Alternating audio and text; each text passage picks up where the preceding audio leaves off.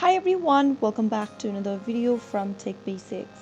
In this video, we are going to be learning how to log into UberDriver.com account.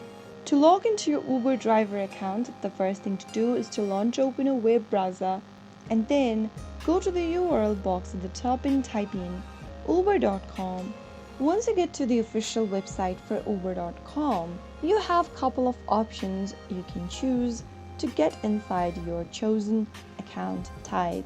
From the top left, click on Drive and click on Already Have an Account Sign In option to log into your existing account.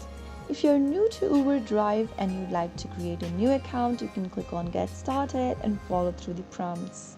Once you click on the Sign In option, it'll take you to the Sign In interface where you'll need to provide your login information.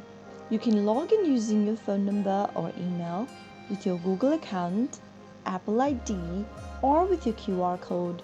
I'm going to choose the email option in today's video. Go ahead and enter your email address or your mobile phone number associated with your Uber driver account and click Continue. Now enter the 4 digits code that has been sent to you via your email, or if you typed in your phone number, you will be sent your verification code via SMS. Simply go ahead and look for your inbox where you'll be able to find the verification code from Uber. Simply type in the code in the text box. After you type it in, it'll automatically take you to a new page where you'll need to enter your mobile phone number.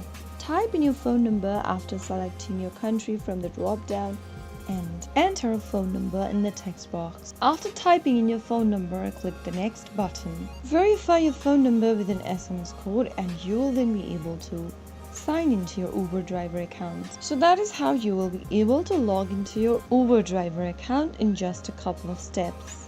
If you found the video to be helpful, go ahead and give us a thumbs up. Don't forget to subscribe to our channel by hitting the subscribe button. Press the bell icon so that you'll never miss another upcoming upload from us. I will be back again in the next video.